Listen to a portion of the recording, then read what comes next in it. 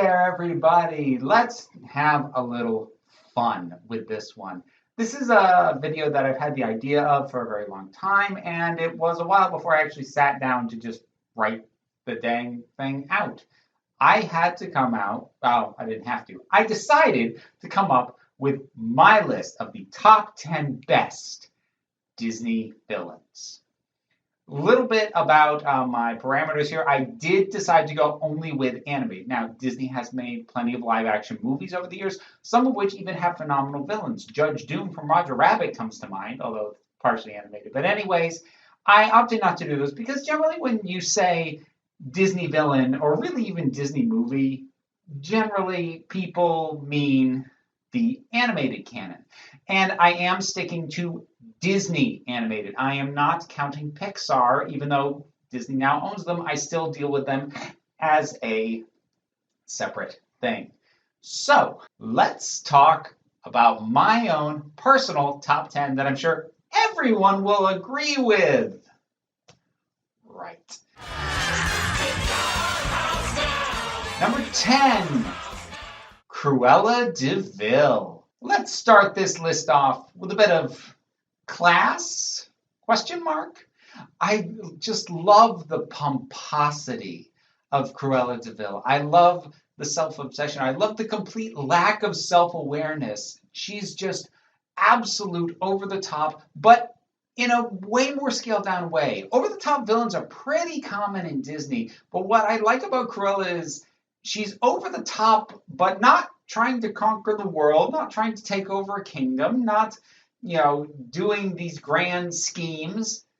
She just wants a coat with spots. It's just so small, and she's willing to be so awful in order to get it.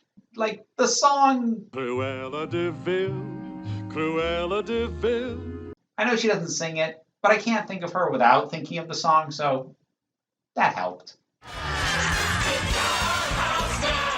Number 9, King Candy, aka Turbo, from Wreck-It Ralph.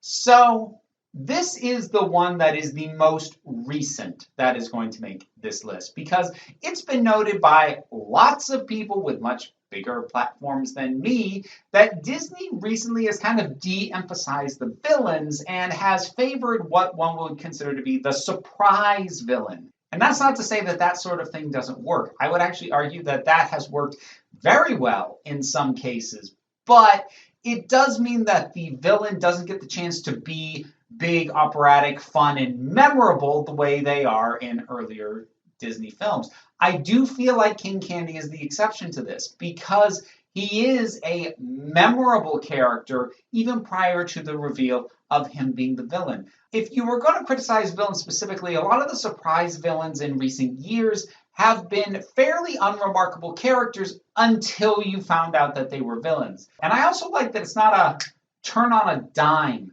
You learn as it goes along. Something's up with this guy. Something's off. The pieces start to fall together, and then the final reveal of him as being Turbo, as someone who has taken over a game, who has basically done what Ralph tried to do, but did it with absolutely none of the moral quandaries that Ralph has developed as he's gone along. And then the final image of him as this big monster thing, which is another gamble.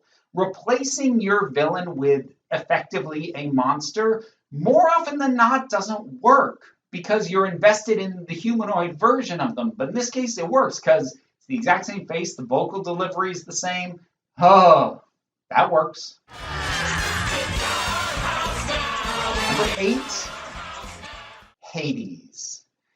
This easily is the most fun villain on the list. I mean, look, lots of these villains are fun, and that's sort of the mark of a good Disney villain is they usually are fun. But Hades, I mean, he makes the movie. He is easily the best thing about it, and the performance of the snappy, it's almost sort of used car salesman approach of just being... Name is Hades, Lord of the Dead. Hi, how you doing? Quick and bantery and cutting deals as opposed to being all booming, I am Hades. Hey, I'm Hades, how you doing? It's just great. It undercuts what you would expect from a villain who is the lord of the underworld, and it just plays so well. It is the antithesis of what you would have expected, but yet still works villainous. It's just so fun. Number 7, Judge Frollo. I have to slightly confess something. I have not actually seen The Hunchback of Notre Dame from start to finish yet. I have, however, because I've heard such good things about Frollo, isolated his scenes and took a look at him basically in a vacuum. And I see why the guy is highly praised as a villain. He is arguably one of the most monstrous villains in the Disney canon, but he thinks he's righteous. He thinks he's the good guy. And that's actually something that I don't think any of the other villains on this list have. And it's actually very uncommon in Disney. By and large, as I mentioned, with these villainous terms, part of what makes them fun is they know they're the bad guy. And they just revel in it. And I do love that. But there's something to be said for someone so misguided as to be so monstrous as Frollo is, and to think that they're the good person in this scenario. It's chilling. His song, especially. Like fire, hellfire, this fire. Whew, not messing around. Number 6. One that I think a lot of people probably would have put closer to the top than me. But, understand, coming up with my top 10 was not super hard. Ordering it was. So, give me some leeway on that. Maleficent, the queen of evil. Definitely knows she's bad, revels in it, and she is just owning it. Top to bottom, from the look to the way she delivers her lines to that laugh. And again, an instance of becoming a monster at the end, in this case the dragon, that does actually work. I think part of it being that the dragon is so stylized in a way that you feel like you still feel her presence within it, even though it doesn't look like her anymore. Plus, I don't think they would have gotten away with throwing the sword through a woman's chest, but dragon, oh yeah, take her down. How completely she embodies the evil. Oh, it's good. And look, the live action Maleficent, Angelina Jolie did good work. I didn't see the sequel. I don't think anybody did. But this is still my preferred version of Maleficent. Number 5, Professor Radigan from The Great Mouse Detective. I like his design. I like how intimidating he is, especially when he rears back. Because he's talking to characters who are so much shorter than he is, he's frequently sort of hunched over them. But every now and then he sort of rolls his shoulder back and you realize how much bigger he is than everybody else in that film. But then what really puts it over the top is the vocal performance. Finish it, Flavisham! Oh, I love it when I'm nasty. Vincent Price. He went on record as saying this was one of his favorite roles he ever got to play, and you can hear it in every line delivery. Because Vincent Price reveled so much in playing this part, it means that Radigan revels so much in evading, outwitting, and just taking on the hero. He has a personal thing where he just wants to mess with Basil. And whenever something doesn't go his way, he cracks and you can see it, this harsh turn. And again, still really fun, but also taking advantage of his visual design. The confrontation at the end, and again, this is something that could have really gone south because so far it's been a battle of wits and it's going to end with a fight. That shouldn't work. Part of why it does is he's kind of terrifying at the very end. Between the claws and his clothes get ripped and the look in his eyes. Ooh! Oh! It's a great turn. It's a great climax to a great character. Number 4, Lady Tremaine, a.k.a. the evil stepmother from Cinderella. No big plans.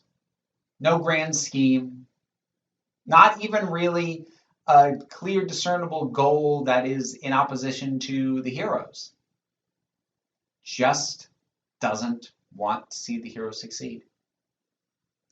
She is just so focused on herself and her own daughters and has no interest in Cinderella having anything. But that's not even necessarily like a goal in her life. I don't think she makes it a mission to make Cinderella's life miserable, but she does still do it. And she does enjoy doing it.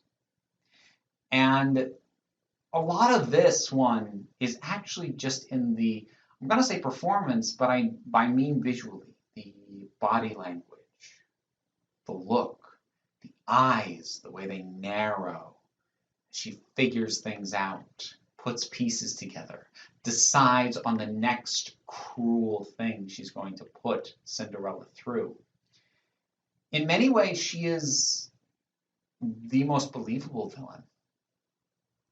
Because while I've never had a parental figure like Lady Tremaine, I have met people like her. And they're terrifying. And so is she. Before we get to the top three, I do want to do a quick rundown of honorable mentions. Some great characters that, for one reason or another, didn't quite make the list. But I still want to shout out all the same. We have Shere Khan, was so smooth with his voice and just so suave and almost sort of endearing until suddenly he's really not. Dr. Facilier, that voice, and I love the scheming nature of him, and that ultimately he's just trying to save his own neck at the behest of these other forces that he's cut deals with. Taka.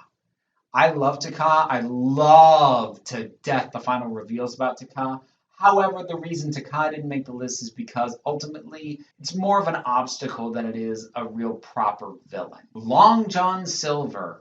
I really wanted to put him on here because I think Treasure Planet is so underrated as a film, and I think this is a terrific rendition of Long John Silver. But like so many versions of Treasure Island, it's debatable how much of an outright villain he is.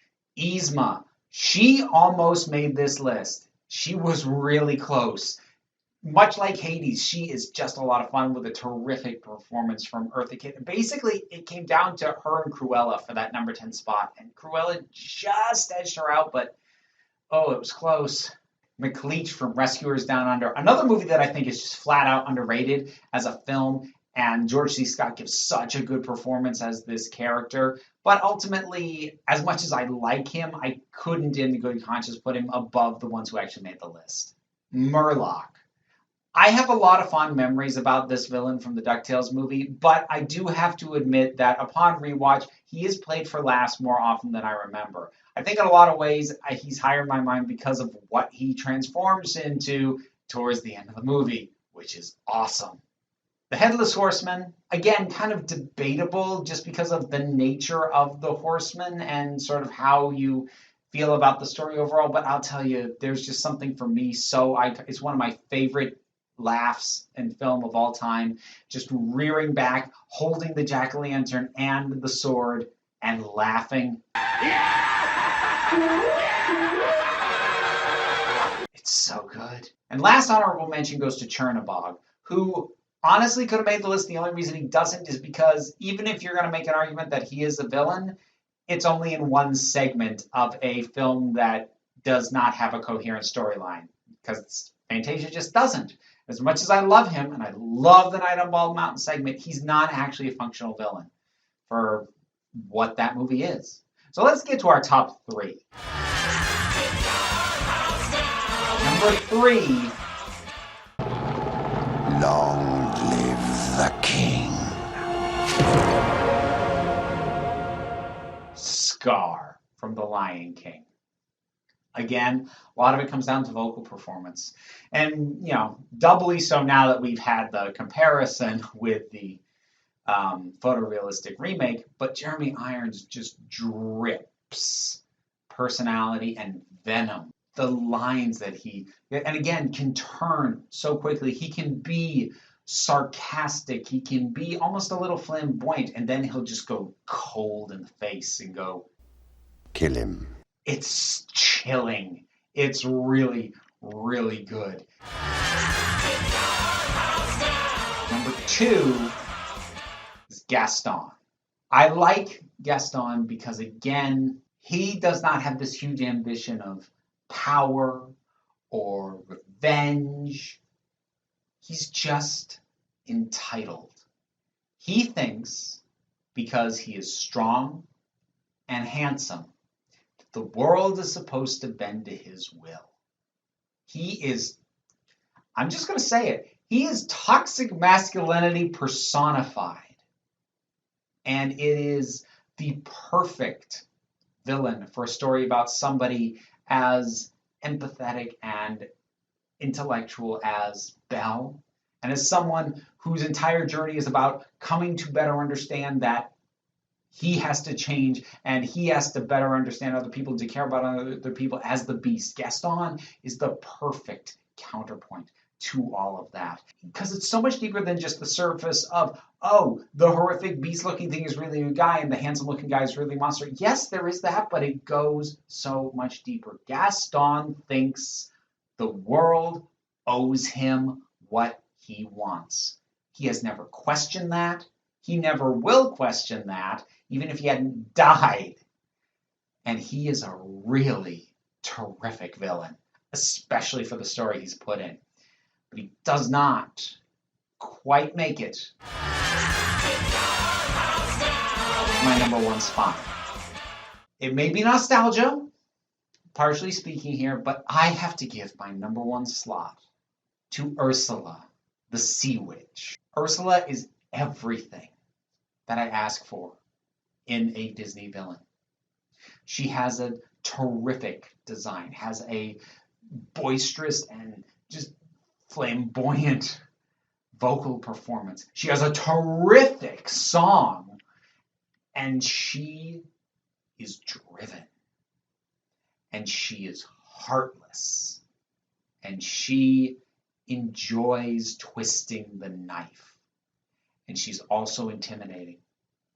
I know she turns big and huge at the very end, and that does work, but honestly, for me, it's that shot when she transforms from the human body she's been masquerading as into the Sea Witch. That is Ursula. That is what I want in a Disney villain. And just, mwah. Oh, you poor unfortunate souls. You had no idea what was coming for you. She's my favorite, but who's yours? Whatever it is, drop something on down in the comments. Let's talk about it. Since this video doesn't have a sponsor, I wanted to highlight another creator. In this case, Princess Weeks, who you might know from her collaborations with Lindsay Ellis for It's Lit for PBS. But I actually wanted to highlight her own personal channel, Melina Pendulum, where she makes her own amazing video essays. She did a really fantastic breakdown of Gone with the Wind a few weeks ago, and I would highly recommend checking out her channel. Whole bunch of stuff to do as well. The usuals, like, subscribe, share this around. I have a Patreon, which is really important. It is actually how I'm paying my bills at this point. So it helps keep the lights on. But you don't have to. End of the day, you are the council, and I just run the meetings. And until next time, this council is adjourned.